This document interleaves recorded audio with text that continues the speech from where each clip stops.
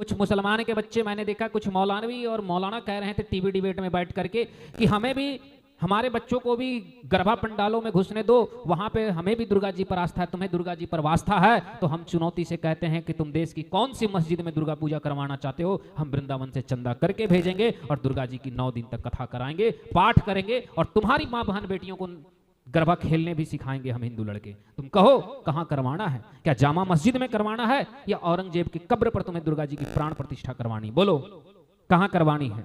अभी दुर्गा पूजा आने वाली है और सारे हिंदू अभी खरीदारी करेंगे और मैं आज समस्त हिंदुओं से एक आग्रह करना चाहता हूं और समस्त हिंदुओं को एक खुली चेतावनी देना चाहता हूं कि अगर आप दुर्गा पूजा का सामान खरीदने जाते हैं तो कृपया करके उसी के दुकान पर खरीदे जिसके हाथ में कलावा हो और सर पर तिलक हो, और सबसे पहले उनके क्यूआर कोड को स्कैन करके देखे कि मालिक का नाम क्या है। अगर मालिक का नाम एमडी वगैरह हो तो उसके दुकान से 1-10 पैसे का सामान ना खरीदे। याद रखिएगा, इन्हें हमारे राम मंदिर से आपत्ति है, परंतु राम नाम से पैसे लेने में इन्हें कोई आपत्ति नहीं है। और जब रामनवमी के जुलूस पर पत्थर चलता है तो हमारे ही पैसों से चंदे जमा करते हैं हमें मारने के लिए।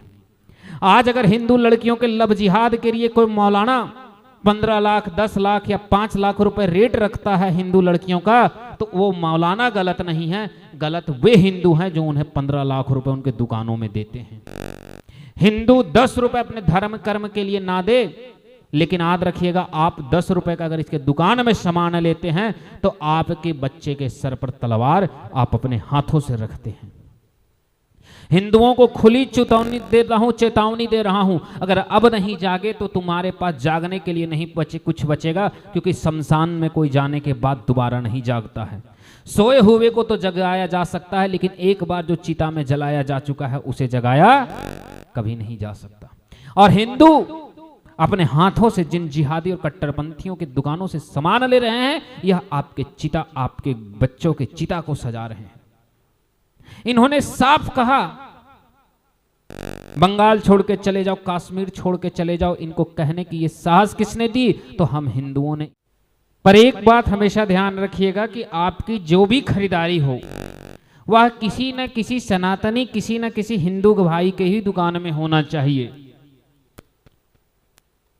एक बात हमेशा याद रखिएगा, जब किसी के घर के सामने से आपकी दुर्गा पंडाल या प्रतिमा निकलती हो तो उसकी भावनाएं आहत हो जाती है और फिर वो उस भावना आहत के कारण दुर्गा प्रतिमा पर पत्थर फेंकता है और फिर उसे तोड़ता है, और उस पत्थर के बचाव में और उस पत्थर को इकट्ठा करने में, वो दंगा और हिंसा करने में जो धन का खर्चा होता है वह धन कहीं ना कहीं हिंदू ही उसे दे रहे हैं। याद रखिएगा, किसी गैर मजहबी या गैर हिंदू के दुकान से, ऐसे जिहादी कट्टरपंथी के दुकान से सामान लेना जिसे राम नाम से आपत्ति हो, जिसे राम नाम का प्रसाद लेने से भी आपत्ति हो महाराष्ट्र में, ऐसे जिहादी और कट्टरपंथियों के दुकान से अगर आपने 10 पैसे का भी सामान खरीदा तो इसका अर्थ है कि आपने सीधा आतंकवादी और जिहादियों के हाथों में पैसे दिए हैं। पत्थर मारने के लिए स्वयं आपने ही पत्थर पकड़ाया है। जिस प्रकार से पाकिस्तान से व्यापार करने का अर्थ है कि आतंकवादियों को सीधा हथियार देकर कहना कि मुझे मारो, उसी प्रकार से इन जिहादी मानसिकता और हिंदू विरोधी वाले लोगों के दुकानों से 10 पैसे का सामान खरीदने से आप समझिए कि आपने अपने हाथों से इन्हें तलवार और पत्थर दिया और कहा कि तुम मेरे बेटे और मेरे पति को मारो, तुम बंगाल के जैसे पूरे देश में हिंसा करो, तुम कश्मीर के जैसे कश्मीरी पंडितों को भगाओ। आपका 1 पैसे का भी सामान, याद रखिएगा, तब भारत को हिंदू राष्ट्र बने या ना बने, लेकिन जिस दिन हिंदू इनकी दुकानों से सामान लेना बंद कर देगा उस दिन हिंदू ताकतवर जरूर बन जाएगा। हम मानते हैं कि राजनीतिक दृष्टिकोण से बड़ा शक्तिशाली हैं, लेकिन अगर हमें इन्हें रोकना है तो इनकी आर्थिक कमर तोड़ना होगा। इनके पास जब तक पैसे रहेंगे तब तक ये जिहादी कट्टरपंथी बनते रहेंगे। इसीलिए आज हिंदू बेटियां अगर लव जिहाद में फंसती है, आज हिंदुओं बेटियों के साथ लव जिहाद होता है, तो इसका सिर्फ एक कारण है कि हिंदू इनकी दुकानों में सामान लेता है। उस जिहादी एक जिहादी मौलाना झांगुर कहता है कि हिंदू लड़कियों का रेट लगाता है 10 लाख 15 लाख और 5 लाख रुपए। आखिर वो 10 लाख 15 लाख और 5 लाख कौन देते हैं? हम देते हैं इनके दुकानों से 10 रुपए का जूस पी करके, गन्ने का जूस। अरे भैया जान, हम रास्ते में जा रहे, हिंदू लड़कियां कहती भैया 10 रुपए का गन्ने का जूस पिला दीजिए एक गिलास। अरे मत पियो, मत पियो, जहर खा के मर जाओ घर में, लेकिन ऐसे जिहादियों के हाथ से अमृत भी मिले तो मत पान करो। जिन लोगों को रामनवमी के जुलूस से राम जी की अगर प्रतिमा मंदिर के सामने से पार हो जाए दुर्गा जी की, तो उस पर छतों से पत्थर फेंकते थे, ये कह करके कि हमारे मोहल्ले में राम जी का जुलूस नहीं पार होना चाहिए, इससे हमारी भावनाएं आहत होती है। आज उनके बच्चे रामनवमी में दुकान लगाने आते हैं, तो सोचिए ये भावनाएं जब आहत हो रही है तो फिर दुकान में तुम पैसे किसके खाने आ रहे हो? इसका अर्थ है वो पत्थर जुटाने के लिए हमसे चंदा लेने आए हैं। एक बात दुनिया में, जीवन में प्राण चला जाए तो याद रखना मेरी हिंदू बहनों, 100 हिंदू लड़कों से गलत संबंध रख करके तुम रह जाओगी, लेकिन अगर जिस दिन तुम एक अब्दुल के चक्कर में पड़ जाओगी, उस दिन 35 टुकड़ों में कहीं फेंकी हुई पाई जाओगी। 100 हिंदू लड़का तुम्हारे साथ संबंध बना सकता है, लेकिन अब्दुल संबंध के जगह में तुम्हारे धर्म के नाम पर तुम्हें काटेगा। जिस लड़कियों को ये लगता है कि मेरा अब्दुल अच्छा है, वो जाकर के झांगुर बाबा का थोड़ा सा पढ़ ले, तुम्हारी 15 लाख या 5 लाख रुपए रेट फिक्स है, तुम्हें बेचा जा रहा है। जिस प्रकार से बकरे को बेचने के बाद कसाई काटने से पहले हरी घास देता है तो बकरा उसे खाने के लिए लब लब लब जीभ चलाने लगता है, उसी प्रकार से आज कुछ हिंदू मानसिकता रूप से पीड़ित लड़कियां हो चुकी है कि अब्दुल 5 लाख रुपए में झांगुर बाबा के कहने पर उसे बेच रहा है, लेकिन आज भी कह रही है कुछ हिंदू लड़कियां मेरा अब्दुल अच्छा है। याद रखिएगा, जिस प्रकार से पाकिस्तान को अगर कोई 100 रुपए दे हिंदू तो वो अपने ही काल को सुनिश्चित कर रहा है, उसी तरह अगर किसी जिहादी के दुकान से अगर आप एक 100 रुपए का प्रसाद ले रहे हैं, 100 रुपए का एक दुपट्टा भी ले रहे हैं, तो आप उसे पत्थर का कीमत दे रहे हैं मारने के लिए।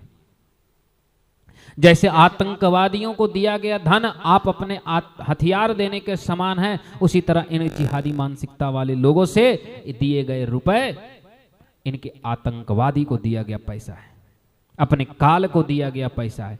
कुछ मुसलमान के बच्चे मैंने देखा, कुछ मौलानवी और मौलाना कह रहे थे टीवी डिबेट में बैठ करके कि हमें भी, हमारे बच्चों को भी गरबा पंडालों में घुसने दो, वहां पे हमें भी दुर्गा जी पर आस्था है, तुम्हें दुर्गा जी पर वास्ता है। तो हम चुनौती से कहते हैं कि तुम देश की कौन सी मस्जिद में दुर्गा पूजा करवाना चाहते हो, हम वृंदावन से चंदा करके भेजेंगे और दुर्गा जी की 9 दिन तक कथा कराएंगे, पाठ करेंगे और तुम्हारी माँ बहन बेटियों को गरबा खेलने भी सिखाएंगे हम हिंदू लड़के। तुम कहो कहां करवाना है? क्या जामा मस्जिद में करवाना है या औरंगजेब की कब्र पर तुम्हें दुर्गा जी की प्राण प्रतिष्ठा करवानी? बोलो कहां करवानी है? हमारे लखनऊ में मस्जिद के सामने लक्ष्मण जी की प्रतिमा बन रही थी, इन्होंने कहा हम प्रतिमा से हमारा ये है। आज कश्मीर में सत्यमेव जयते का प्रतीक तोड़ दिया गया जो कि मजार के बाहर खड़ा था। लक्ष्मीबाई की बनने वाली मूर्ति पर ये लोग विरोध करके कोर्ट पहुंच गए कि मस्जिद के सामने नहीं बन सकते, और फिर उनके बच्चे कहते हैं कि हम दुर्गा जी का प्रतिमा देखने आए हैं और आस्था पे आए हैं। इसका अर्थ है कि ये हिंदू लड़कियों के जिहाद में आए हैं। इन्हें उसी प्रकार से लात मार करके कथा पंडालों से हटाइए इन जिहादी मानसिकता वाले युवाओं को। जैसे कीचड़ से लिप्त जब सूअर घर के अंगने में आ जाए तो हम उसे पत्थर मारकर भगा देते हैं। जिस प्रकार से सूअर नाला में लिपटा हुआ हो और अंगने में आता है तो पूरे नाला को पूरे अंगने को गंध करके चला जाता है, उसी तरह ये जिहादी मानसिकता कट्टरपंथी लोग लव जिहाद की मानसिकता लेकर अपने साथ आते हैं और जब हिंदू लड़कियों के मध्य में जाते हैं तो किसी न किसी को 35 टुकड़े में काटने की तैयारी करते हैं। याद रखिएगा, संसार में सब कुछ कर लीजिएगा पर उस व्यक्ति से कभी हाथ मत मिलाइएगा जिसकी नजर आपकी मां बहन बेटियों पर हो, जिसने साफ कह दिया हो कि हिंदू लड़कियों का रेट लगेगा। अगर फिर भी आप उसको भाई मानते हैं तो समझ लीजिएगा कि आप अपनी बेटी को बेचने के कार्य कर रहे हैं। कोई लड़की कहती है कि हम वैश्या नहीं हैं, वैश्या वो होता है जो जिस्म बेचता है पैसे पर। तो एक बात मुझे बताइए, जो लड़की ये जानने के बाद कि मौलाना हमारी कीमत 5 लाख और 10 लाख रुपए लगा रहे हैं, उसके बाद भी किसी मुस्लिम युवा के साथ प्रेम पूर्वक चले जाते हैं ये कह करके देश सेकुलर है, इसका मतलब भी उन्होंने खुद को बेच दिया और उसे भी वैश्या ही कहा जाता है। मैं तो इतना ही कहूंगा कि कथा पंडालों में इन मुसलमानों को प्रवेश पूरी तरीका से निषेध कीजिए। और अगर आज मुसलमान कह रहे हैं कि हमें कथा पंडालों में जाने दीजिए क्योंकि हिंदू लड़कियों को छेड़ने का अधिकार चाहिए, और अगर तुम्हें हिंदू देवी देवताओं पर आस्था है तुम मुसलमानों का, तो एक बात तो कह करके तो दिखाओ कि भारत के कौन मस्जिद में तुम दुर्गा पूजा करवाने चाहते हो। हम 9 दिन की प्राण प्रतिष्ठा दुर्गा जी की स्थापना करेंगे, पंडित बिठवाएंगे, 9 दिन पाठ करवाएंगे और दुर्गा जी का तुम्हारी बेटियों को गरबा खेलने के लिए सिखाएंगे और हिंदू लड़कों को तुम्हारे यहाँ गरबा खेलने भेजें। तुम एक बार कहो तो कि तुम्हें दुर्गा जी पर आस्था है, तुम बताओ कहां रखना है दुर्गा जी का पंडाल। आज जो मुसलमान कह रहे हैं कि हमें दुर्गा जी पर आस्था है इसलिए हमें हिंदू मंदिरों में, पंडालों में, गरबा में, जहां हिंदू लड़कियां पंडालों में गरबा खेलती वहां ही मुसलमानों को जाने दिया जाए। उनसे कहिए कि अगर आपको दुर्गा जी पर इतना आस्था है तो अपने मस्जिदों में ही दुर्गा जी का प्रतिमा स्थापित कर लीजिए। हम तैयार हैं प्रतिमा रखवाने के लिए, खर्च हम देंगे, बस आप तैयारी कीजिए। इस दुर्गा पूजा में याद रखिएगा कि हिंदुओं, तुम इन हिंदू राष्ट्र बनाओ या ना बनाओ, पर हिंदुओं जिस दिन एकजुट होकर के इनकी दुकानों का बहिष्कार कर दोगे उस दिन याद रखना तुम्हारी ताकतवर हो जाओगे। हिंदू राष्ट्र बनाने से पहले हिंदू एक हो जाओ, हिंदू ताकतवर बनो, और ताकतवर बनने के लिए तुम्हारे पास धन चाहिए, और वो धन तब आएगा जब तुम आपस में व्यापार करोगे। जिस प्रकार से हमने अमेरिका को भी पीछे छोड़ दिया व्यापार ट्रेड लड़ाई में, हमने चाइना को धूल चटा दिया, झुकने पर मजबूर कर दिया। अब इन कट्टरपंथी और जिहादियों का भी शमानों का बहिष्कार कीजिए और देश में हिंदू स्वराज्य की स्थापना की नींव रखिए।